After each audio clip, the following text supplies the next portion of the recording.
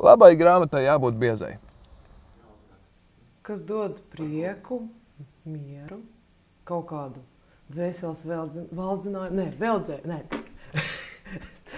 kaut ko, ar ko dvēseli atveldzēt.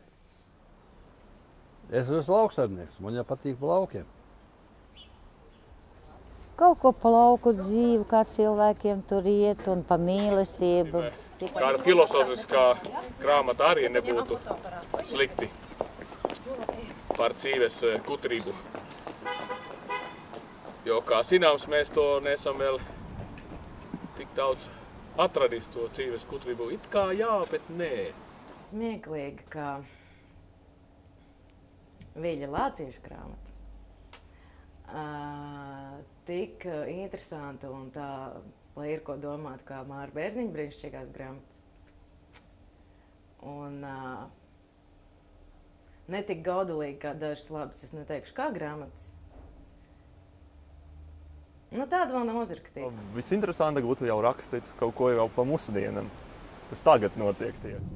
Būtu nepieciešams uzrakstīt grāmatu par latviešu leģionāriem vai par nacionāliem partizāniem, lai šādi iemūžinātu viņu cīņas un viņu pārdzīvojumus un objektīvi arī censtos atainot kara realitāti un šausmas, neidealizējot to visu.